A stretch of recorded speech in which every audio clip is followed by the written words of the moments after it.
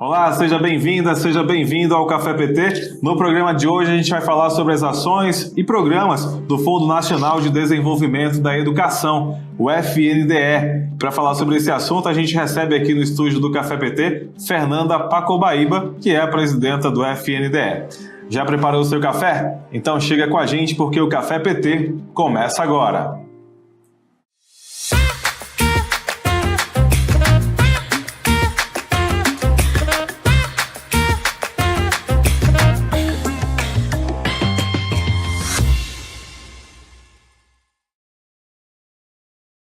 Fernanda Pacobaíba, seja bem-vinda ao Café PT. Agradeço. Satisfação enorme tê-la aqui presente com a gente. Obrigado por ter aceito o nosso convite. Honra nossa, um prazer estar aqui com vocês. Fernanda, vamos falar então sobre o FNDE, né? Que é o Fundo Nacional de Desenvolvimento da Educação. Entender como é que funciona o FNDE na prática, né? De que forma que ele atua, de que forma que ele faz a diferença na vida dos brasileiros, né? Então, assim, para a gente poder entender atualmente quais são os principais programas que o FNDE mantém, por exemplo, e que as pessoas conseguem identificar em casa, né? De que forma que esses programas funcionam e como que eles atuam. Olha, o FNDE é uma autarquia vinculada ao Ministério da Educação. Quando você fala, normalmente é uma instituição que é pouco conhecida da população como um todo. Ela é muito conhecida na área da gestão municipal. Quando você fala com um prefeito, com um secretário municipal de educação, eles todos conhecem o FNDE e sabem da importância. Agora, a população em geral normalmente não conecta a atividade do FNDE com, eu diria, com a realidade delas. O que é que esse órgão faz, de que forma ele está transformando a educação e tal. E eu diria que é uma missão nossa também falar um pouco desse órgão. Claro. Porque é um órgão absolutamente extraordinário, Anderson. Ele tem uma missão muito bacana de fato, operacionalizar os programas educacionais do Brasil. Então, assim, grande parte do desenvolvimento teórico dos programas, programa de tempo integral, programa relacionado à alfabetização, programa relacionado a bolsas escolares, né, bolsas de estudo, é feita essa gestação no âmbito do Ministério da Educação e a operacionalização se dá no FNDE. Perfeito. Mas, para além disso, o FNDE tem alguns programas que são gestados dentro do FNDE exclusivamente. E aí eu traria dois que são muito importantes, a população certamente conhece. O primeiro deles é o programa Caminho da Escola, os famosos ônibus amarelinhos. Qualquer cidade desse Brasil, e eu viajo muito o Brasil, quando eu chego numa cidade do interior, muitas das vezes o primeiro veículo que eu vejo que aparece ali é o amarelinho. O ônibus amarelinho do Caminho da Escola. Exatamente. É uma política que ela é desenhada, implementada, monitorada no âmbito do FNDE. E outra política que eu acho que a gente vai detalhar um pouco mais, que o Brasil é uma referência no mundo, é a grande referência do mundo, é a alimentação escolar, popularmente conhecida como merenda escolar. Ela também é uma política que é desenhada, implementada e monitorada exclusivamente no âmbito do FNDE. Então, se tem uma criança e todo dia a gente alimenta 40 milhões de crianças, de estudantes no Brasil, do Oiapoque ao Chuí, com toda certeza aquela alimentação escolar chegou lá pelas mãos do FNDE. E como que faz diferença tudo isso na vida dos estudantes? Demais. Não é, Fernanda? Porque a gente vê aí a questão da alimentação escolar. Tem muitas crianças que vão para a escola realmente tendo muitas vezes a merenda escolar, né, a alimentação escolar, como está sendo falado atualmente, muitas vezes como a principal refeição do dia, né? E a gente precisa ter esse entendimento de que a criança alimentada, né, bem alimentada, ela consegue se desenvolver melhor na escola. Então, por isso que é tão importante também essa iniciativa. E uma outra questão, como você falou também, o programa Caminhos da Escola. Né? Caminho da Escola.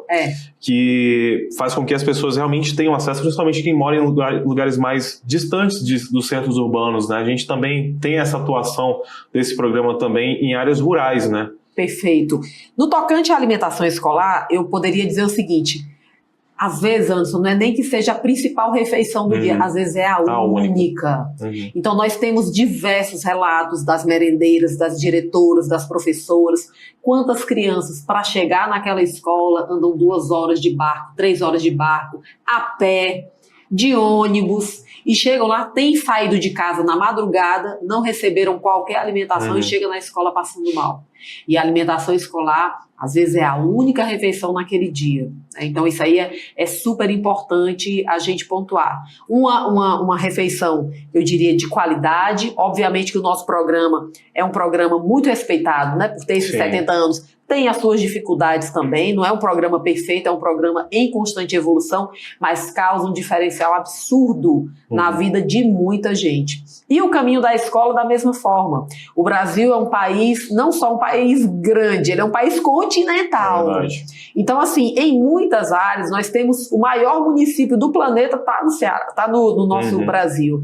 E aí, o que é que acontece? Para você ir de uma ponta a outra do município, às vezes você tem uma distância gigantesca. E a criança que mora lá naquela zona rural afastada, como que ela vai chegar naquela escola? Na escola mais próxima, que às vezes está 50 quilômetros, 40 quilômetros. E esse programa também atende regiões ribeirinhas, né, Fernanda? Ele atende muito o norte, porque é um programa. O programa Caminho da Escola, quando a gente fala de transporte escolar, o que ressalta é o caminho da escola, que é a entrega do ônibus. Tem um ônibus aqui e é entregue. Mas tem um outro programa que é muito importante, especialmente para a população ribeirinha, que é o Programa Nacional de Apoio ao Transporte Escolar. Que é um programa que subsidia, por exemplo, o barco, a lancha, enfim, o transporte aquaviário que vai levar a criança que mora, por exemplo, na região norte, que precisa desse transporte. Com certeza. E, Fernanda, como é que foi? Você está no FNDE desde o início do governo Lula, né? Sim. Em janeiro de 2023. Isso. Como é que foi quando você chegou lá no FNDE? O que é que você viu ali quando você chegou lá? Quais foram os principais desafios, as primeiras dificuldades, eu diria, que você teve que enfrentar quando assumiu essa autarquia, né, que é tão importante aí, vinculada ao Ministério da Educação? Pois é, para mim, de fato, ao assumir o FNDE, eu recebi o convite do ministro Camilo, eu estava no estado do Ceará, sou servidora do estado do Ceará, fui secretária de Fazenda do estado do Ceará na gestão do PT do governador Camilo Santana. E aí, um belo dia, o ministro me convida para assumir o FNDE. Eu não conhecia a estrutura do FNDE, mas conheço gestão pública, sou gestora pública há quase 30 anos. E me causou muita estranheza aquilo que a gente recebeu. O FNDE estava muito desestruturado, muito machucado internamente. Foi um órgão que sofreu enormemente na gestão anterior, com problemas relacionados a desvios de conduta, corrupção, o caso das barras de ouro, dos pastores. Sim. Tivemos grotescamente um ministro da Educação, que é para ser uma autoridade modelo no nosso país. Ele foi preso, né, nesse esquema que, enfim, depois acabou virando processo no Tribunal de Contas da União. Então, assim, a situação... Teve caso até das Bíblias também, que foram impressas com os nomes das pessoas que estavam envolvidas, né? Só para a gente relembrar isso aqui, que é importante, inclusive. Super importante. Fernanda, que isso aconteceu dentro do âmbito do FNDE, inclusive. Exatamente, né? Com o Ministério da Educação, com a liderança do próprio ministro. Então isso é muito importante, porque quando a gente fala da educação brasileira, todos nós sabemos da importância do viés da educação como o grande transformador de qualquer sociedade. E quando você tem um governo em que a educação está num nível desse, você fica imaginando, e aí a gente está vendo agora os desdobramentos, né, do golpe de 8 de janeiro, tudo aquilo que a gente podia estar vivendo no nosso país nesse momento e que a população não pode esquecer. Então é algo muito grave. Nós pegamos a estrutura do FNDE realmente com uma situação extremamente delicada e fomos muito criteriosos nesses 2 anos para conseguir, eu diria, até dar tranquilidade para os próprios servidores trabalharem. Porque no nível que você não tem confiança, que as relações estão deterioradas, quem que consegue trabalhar de forma legítima e íntegra, né? Então fizemos um trabalho nesses 2 anos de um resgate técnico muito forte, né, para que a sociedade também compreendesse que é uma gestão que não tem nada a ver com aquilo que a gente recebeu e que nós precisamos.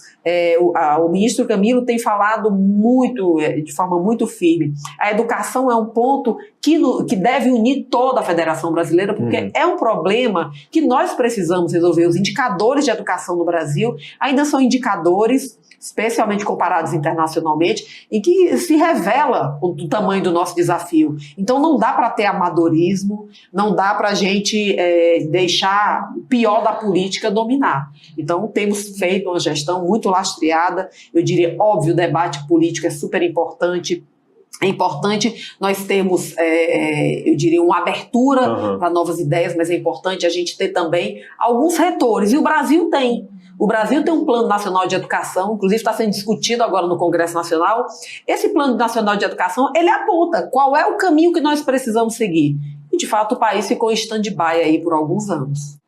É isso aí, daqui a pouco, depois do intervalo, a gente continua conversando com a presidente do FNDE. Não sai daí, porque o Café PT volta já já.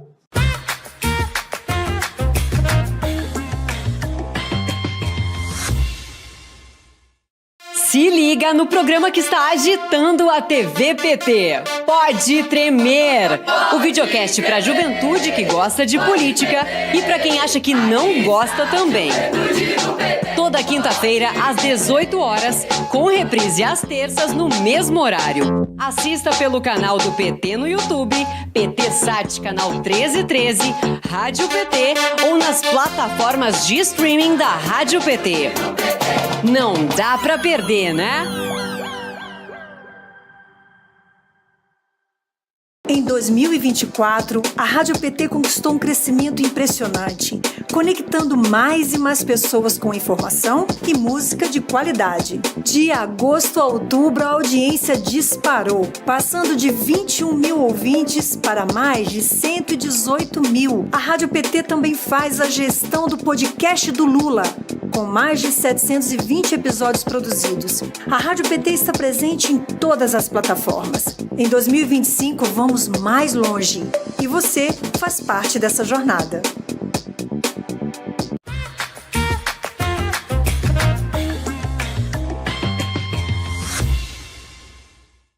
Já estamos de volta aqui no Café PT, hoje conversando com a presidenta do FNDE, Fernanda Pacobaíba, sobre as ações e programas do Fundo Nacional de Desenvolvimento da Educação. Fernanda, quando a gente fala aí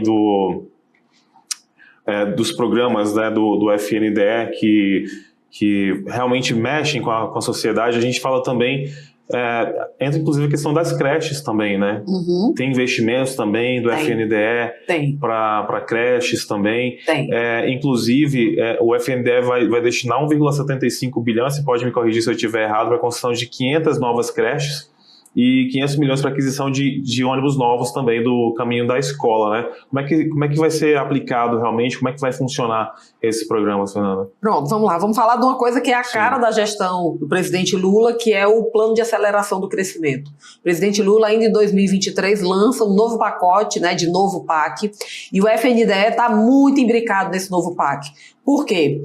Só para as pessoas terem dimensão, nós assumimos o FNDE com em torno de 2.000 obras em andamento. Hoje nós temos quase 6.000 obras que estão circulando, todas focadas na educação básica. Por quê? Porque nós temos obras em andamento. O presidente Lula lançou mais 1.865 escolas de tempo integral e creches, foram lançadas ano passado. Agora está lançando mais 500 creches. E, para além disso, nós temos um programa que é extremamente importante para o governo federal, que é o programa de retomada das obras da educação. Grande parte, aquilo, especialmente as obras que foram designadas até o governo Dilma, elas tiveram a execução diminuída ou paralisada ao longo dos 6 anos. E aí o que é que o presidente Lula fez? Destinou 4,1 bilhões de reais para que as obras que estavam inacabadas e paralisadas na educação, quase 4.000 obras, pudessem ser retomadas. Então veja, você tem obras em andamento, você tem um novo PAC, um novo programa de aceleração do crescimento, com 1.865, agora mais 500, e você tem também um plano de retomada das obras, que é um plano extremamente vigoroso, e é um plano que abrange todas as unidades da federação, mas que visa fazer o quê? Fazer com que os entes também que mais precisam consigam retomar essas obras. A pior obra para um país é aquela que não é terminada, porque você jogou algum recurso público naquilo, a população passa ao lado daquela obra e não vê aquela obra finalizada. Com certeza. E muitas vezes ela é perdida, né? Porque fica vários anos parada e quando vai retomar vai ter que, muitas vezes, ter que fazer do zero, refazer aquela obra, né? E uma coisa que é interessante, eu estava até conversando outro dia com o secretário nacional de combate ao racismo do PT, o Márcio Chagas, e sobre um assunto que é justamente essa questão da retomada, né? Por exemplo, quando o presidente Lula assumiu, várias lutas como o combate ao racismo, teve um retrocesso muito grande. Então, eu acho que com a educação também não foi diferente. Então, foram 2 anos intensos, muitas vezes para poder simplesmente reconstruir aquilo que havia sido desconstruído, né? Aquilo que havia sido destruído, inclusive, nos governos anteriores, né, presidente? Então, eu não sei se realmente isso também teve essa sensação no FNDE, mas que do primeiro ano, do segundo ano, ter simplesmente consertado, né, arrumado a casa e, a partir de agora, como o presidente Lula já falou, começar a colher esses frutos. Né? Então, há essa sensação também dentro do FNDE de, a partir de agora, vamos agora começar a colher os frutos daquilo que a gente plantou durante esses primeiros 2 anos também? Sim. Passa por isso também? Eu diria que mais do que uma sensação, é uma constatação. Porque eu fico me perguntando, e falo isso, fui secretária de Fazenda do Ceará, qual foi a entrega do governo anterior? Você olha em diversas áreas, não tem entrega. Não tem entrega. Então, assim, é muito complexo porque a gente vê o debate no âmbito ideológico, mas a população não, assim, as pessoas não conseguem se apropriar. Isso aqui foi uma grande entrega para o Ceará. O que foi essa grande entrega para o Ceará? Nós não conseguimos verificar, Anderson. E aí, desde o início da nossa gestão, a gente tem tratado com dados e com entregas que são palpáveis, né? Ano passado, até agora, na nossa gestão, entregamos cerca de 1.400 novos equipamentos. A previsão é desse ano entregarmos mais 740 equipamentos relacionados à educação básica. Então, a população está vendo. Quando a gente fala de equipamentos, o que seria especificamente? Boa pergunta. Não precisa falar tudo, que a gente sabe que é muita coisa, mas os principais, só para a gente poder entender na prática. Quando eu estou falando de equipamento, eu estou falando de novas escolas, eu estou falando de novas creches, eu estou falando de quadras esportivas, eu estou falando de reformas de escolas e de creches ou ampliações. Basicamente, eu estou falando dessas 5 coisas. Perfeito. Então, isso nós temos dados de entrega. Não é um governo que fica no blá blá blá, no jogo da lacração, na rede social, vazio. Isso não acontece, especialmente, isso aí eu posso asseverar, no tocante à educação. Os dados estão aí, eu acho que não é difícil para quem tem olhos de ver e constatar essa realidade, mas o que nos faz é elevar o nível do debate no Brasil, para não ficar, eu diria, no vazio, mas tratando de pautas que são importantes para a nossa população. Estava vendo aqui, Fernando, que recentemente você assinou em Fortaleza o protocolo, né, de intenções que visa fortalecer a educação fiscal. Entender o que é educação fiscal, a cidadania e o controle social das contas públicas no ambiente escolar. Então, só retomando aqui, um protocolo de intenções que visa fortalecer a educação fiscal, a cidadania e o controle social das contas públicas no ambiente escolar. O que seria isso aí para a gente poder entender? Anderson, eu acho que a gente precisa aprender com algumas coisas que a gente tem passado recentemente no nosso Brasil e que não podem nos deixar numa situação passiva. Acho que nós precisamos passar por um processo muito sério de conscientização da nossa população para a importância da democracia. Perfeito. E o conceito de democracia, ele está umbilicalmente ligado ao conceito de cidadão. Né? Então, assim, apropriar as pessoas dos seus direitos, dos seus deveres, da importância de viver um regime democrático, da importância do voto, de onde é que vem o dinheiro das políticas públicas, para onde que eles devem ir, CNI, como é que o cidadão atua para fazer controle social, enfim, eu acho que tudo isso é extremamente valoroso. E aí o Tribunal de Contas do Estado do Ceará, eles têm um projeto um programa que já é estruturado há muitos anos, lá que eu conheci quando eu estava como secretária de Fazenda, e que a gente acresceu o CONCEFAZ, que é o Conselho Secretário de Fazenda dos Estados, né? É o Conselho Nacional. E aí nós pegamos a disciplina de controle social do Tribunal de Contas, acrescemos o papel da educação fiscal e estamos formatando algo para ser oferecido numa disciplina optativa nas nossas escolas de tempo integral. Porque, obviamente, a gente trata de uma expansão do tempo integral, mas muitas das vezes a escola às vezes está despreparada. Que disciplina eu vou dar no contraturno, no período da tarde, e etc. e tal. Então, essa daqui é uma disciplina que traz conceitos básicos. E aí nós temos... o Ceará já avançou enormemente com isso, tem Olimpíadas também que são televisionadas sobre controle social e cidadania, para que a gente consiga ter seres humanos mais conscientes desse processo. Porque o que o Brasil passou recentemente, ainda está passando, não é algo para a gente desprezar e não é algo que nós devemos nos esquecer. E aí formar essas mentalidades para compreender, vivemos num regime republicano, num regime democrático, numa federação, quem são esses atores, qual é a expressão dos poderes, isso aí é muito importante. O papel do tributo, então, no Brasil, nós ainda temos uma política, uma cultura de muito rechaço à arrecadação. Sim. As pessoas logo conectam a arrecadação, a corrupção, e a gente precisa conscientizar também as pessoas da importância dessa tributação. Obviamente que a tributação ela precisa efetivar políticas públicas que façam sentido e elas precisam ser executadas com integridade. Então essa é a nossa busca para conseguir, eu diria, acrescer no papel de conscientização da sociedade. E eu acho que é essencial isso, porque é um assunto que é complexo, é difícil das pessoas entenderem, porque não faz parte do dia a dia também das pessoas, né? As pessoas não convivem realmente com essa questão da educação fiscal, de entender realmente como é que isso é aplicado na prática. Então, você tendo uma disciplina que fale especificamente sobre isso, com certeza vai ajudar muito para que as pessoas possam realmente entender o que é isso, né? Com toda certeza. E evitar um dos maiores golpes que a Federação Brasileira sofreu foi na gestão anterior, quando o Congresso Nacional aprovou 2 leis complementares que tentavam baixar o preço da gasolina. E ficou naquela retórica que com a lei complementar ia baixar o preço da gasolina. Nem o preço da gasolina baixou. Né? Nem o preço do diesel à época baixou, nenhum dos dois baixou, mas deu um rombo nas contas dos estados e dos municípios gritante. E esse rombo, como grande parte da arrecadação dos estados e dos municípios vai para a educação e saúde, o prejuízo foi de 100 bilhões de reais. E aí, quem é que vai sofrer lá na ponta? É o cidadão mais humilde, que tem uma conexão mais direta com essas políticas públicas e que muitas das vezes nem sabe.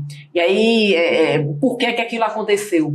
Então, assim, eu acho que a gente precisa tratar com muita responsabilidade esse tema. E tem uma curiosidade também, Fernanda, que a gente tem visto aí no âmbito do pé de meia, né, que tem despertado também o interesse até mesmo dos estudantes de estudar em educação financeira. Eu não sei se vocês já estão reparando isso. Estamos. Né? Mas assim, eu tenho primos que estão em fase escolar, não tenho sobrinho ainda, mas eu tenho vários primos que estão em fase escolar, que recebem, né, o pé de meia, vão retomar agora 2025, né, já com o início das aulas. E já está tendo esse despertar, né, de entender como é que eu vou conseguir utilizar esse dinheiro que eu vou receber, né, e tentar entender como é que funciona a questão da educação financeira mesmo.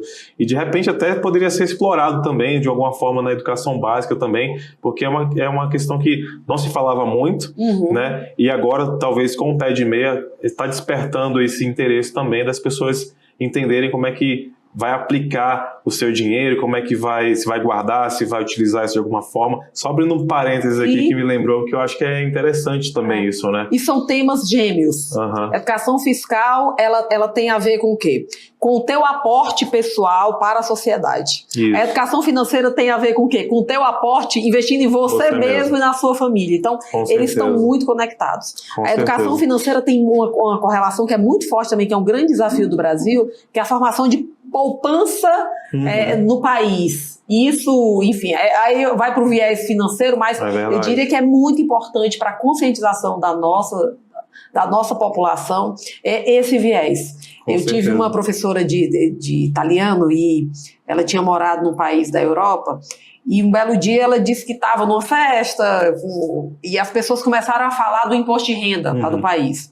E ela dizia, tinha um brasileiro lá e o cara meio que tirando onda, como é que ele fazia para burlar o imposto de renda. Sim. Os europeus, né, daquele país lá ficaram horrorizados.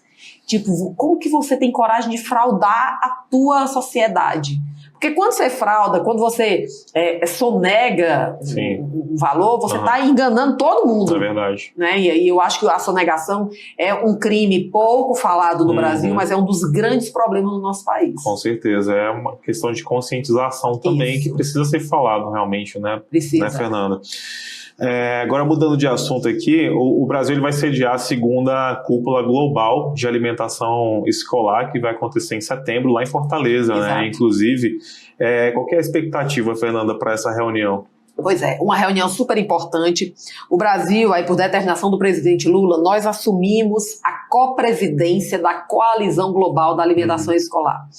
E aí o que é que isso significa? Significa que o Brasil está liderando, junto com França e Finlândia, um bloco com 109 países e que tem por missão garantir que 724 milhões de crianças possam ter ao menos uma refeição de qualidade por dia. Perfeito. Você vê, o drama não está só no Brasil, nós estamos longe, assim, e comparados com outros países. Semana passada estive no continente africano, na Angola, que é um país que tem 40% de desnutrição crônica, então tem dados extremamente graves, especialmente continente africano, e nessa copresidência, esse ajuntamento de países, eles têm reuniões bienais e este ano o Brasil vai estar sediando, né, em Fortaleza, dias 18 e 19 de setembro, e vai ser uma oportunidade de quê? Para o Brasil, como que a gente contribui nessa coalizão global? Praticamente mostrando o nosso modelo. Sim.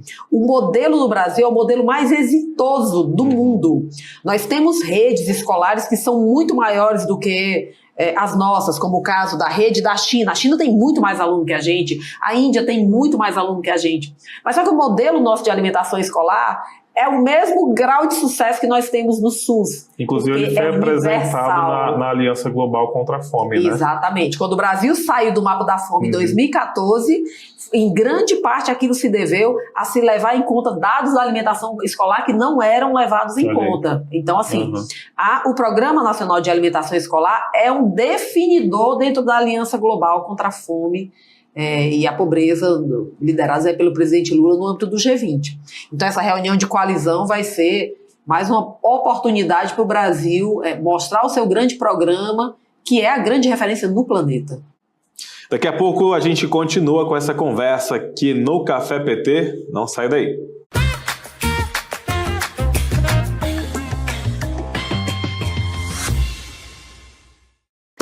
Quer ver mais mulheres ocupando espaços de poder? Então se liga no Elas por Elas. O programa que encara os desafios das mulheres brasileiras, a misoginia, discriminação, a violência política de gênero, muita perda de direitos. O LIC 180 tem papel importante e também vai estabelecer um diálogo. A importância da rotatividade. Que eu senti na pele. Mas, seguindo o debate, incentiva e prepara você, mulher, para a disputa política. De segunda a sexta, às 4 da tarde, na TV PT. O canal do partido que mais elege mulheres no Brasil. Eu sou uma delas, são elas por elas, ocupando os espaços de poder.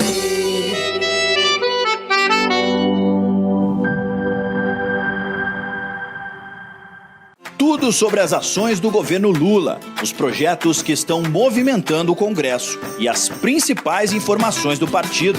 Se é notícia para o trabalhador e para a trabalhadora, está no Jornal PT Brasil. Ao vivo, de segunda a sexta, às 13 horas, com reprise às 22 horas, direto de Brasília para todo o Brasil. Assista pelo canal do PT no YouTube, PT Sat, canal 1313, Rádio PT ou nas plataformas de streaming da Rádio PT. O que é notícia no Partido dos Trabalhadores e das Trabalhadoras está no Jornal PT Brasil.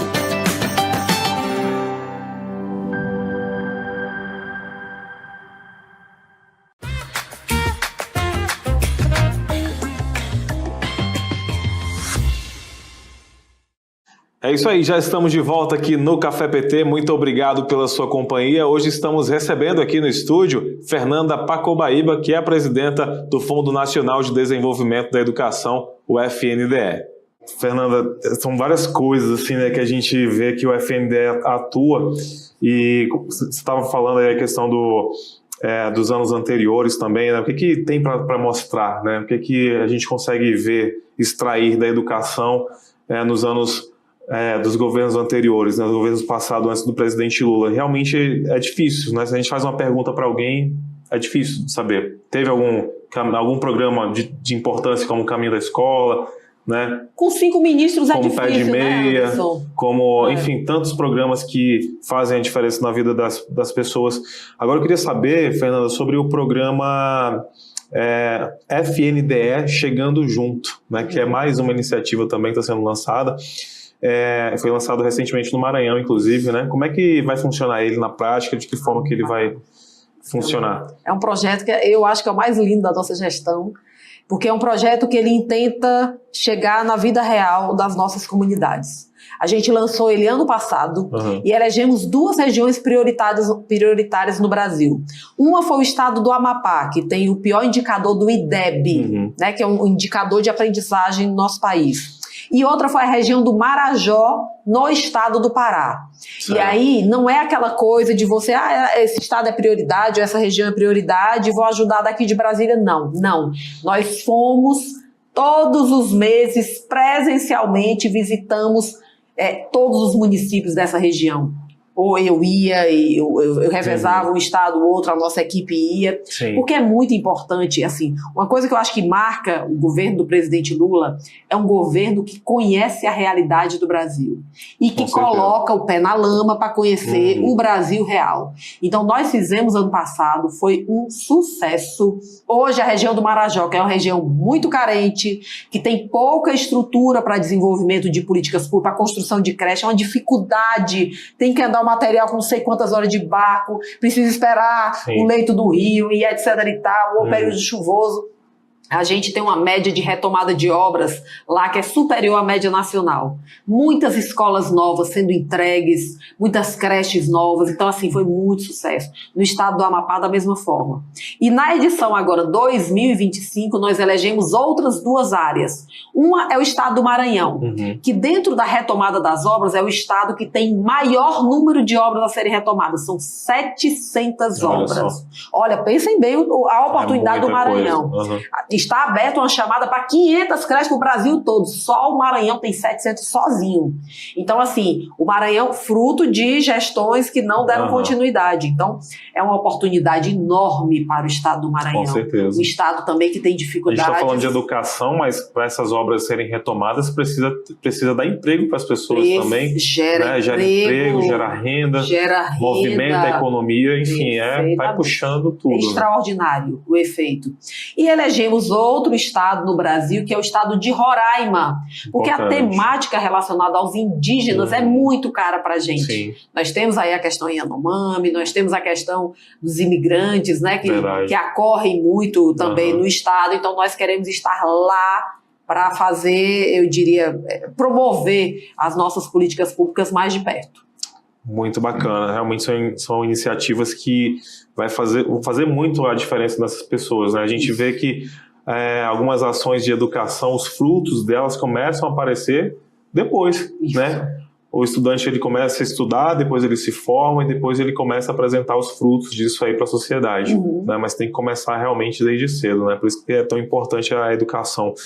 E Fernanda, para a gente já ir para os finalmente aqui da nossa conversa, ficaria horas aqui conversando com você sobre o FNDE, porque realmente é um assunto que mexe muito com a sociedade toda, mas tem outro programa também do FNDE que vocês lançaram, que é o novo Habilita, né? Perfeito. Como é que funciona esse programa também? O FNDE tem muitos programas, como a gente viu aqui, tem, enfim, mais de uma dezena de programas. E aí, ao assumirmos, chamou a atenção que todas as vezes você tem mudança de gestor, como tivemos agora, mudança de prefeito, muda secretário municipal, esses gestores precisavam se cadastrar em cada um dos programas. Aí ele se cadastrava na alimentação escolar, se cadastrava no caminho da escola, se cadastrava no PA, no Fundeb. A gente criou a ferramenta do Habilita para que ele não precise mais fazer vários cadastros. Ah, que bacana. Então ele faz o cadastro no Habilita, é uma ferramenta de desburocratização e de facilitação da vida do nosso gestor, que não tem obrigação nenhuma de estar sabendo que precisa se cadastrar 10 vezes, mandar para o mesmo órgão 10 vezes o mesmo documento. Não tem sentido, né, Anderson? Com certeza. Então, assim, o Habilita eu diria que ele já é um sucesso, já temos mais de 4 mil gestores habilitados, e é uma girada de chave, assim, muito importante no sentido de desburocratização e de facilitação da vida dos nossos gestores. Ainda há uma dificuldade grande de alguns municípios conseguirem ter alguns recursos do FNDE? Ainda há, Fernanda? Anderson, ainda há. Talvez até por falta de conhecimento mesmo, de quem lida com essas ferramentas. É feito alguma, digamos, busca até ativa mesmo nesses municípios para poder apresentar os programas? Como é que é feito isso? O nosso FNDE Chegando Junto tem esse foco de pegar aquelas regiões no Brasil que normalmente são regiões que têm mais dificuldade de recursos, né? E a gente chegar lá e pegar nas mãos. A gente já compreendeu que isso é um papel que nós precisamos fazer. No modelo federativo tradicional, o que é que você faz? Você trata dos entes, municípios, mas, você tem diferença, você tem um município como Fortaleza, que é um município bem estruturado, e você tem um município, sei lá, vou citar aqui no Ceará, de Baixio, que é um município de 6 mil habitantes, que tem dinâmicas totalmente diferentes. Não dá para você dizer que tratando os dois igual, você vai estar realizando justiça. Exato. Então, a gente está muito atento nessas diferenciações, nesse tratamento, eu diria, diferenciado, e também nos abrindo para algo que seja, eu diria, menos oneroso. E aí criamos também algo que eu ainda não tive a oportunidade de falar para vocês, o balcão virtual do FNDE. Certo. Que antigamente, para você resolver um problema no FNDE, precisava pegar um avião, não sei de onde, pegava um ônibus, pegava não sei o quê, viajava não sei quantas horas. Hoje, os problemas do FNDE podem ser resolvidos no balcão virtual, um clique. Onde você estiver, liga a câmera, enfim, entra na internet, que realmente está disseminado. O Brasil é um país muito conectado e vai resolver o problema sem precisar de presença física. Porque imagina, um município de 2 mil habitantes, nós temos municípios pequenininhos. Sim, verdade. E que tem tanto direito a receber um Fundeb, não ter problemas no salário da educação, como qualquer outro município do Brasil. Então, a gente está muito atento a essas diferenças. E é importante que os municípios estejam habilitados a receber esses recursos também.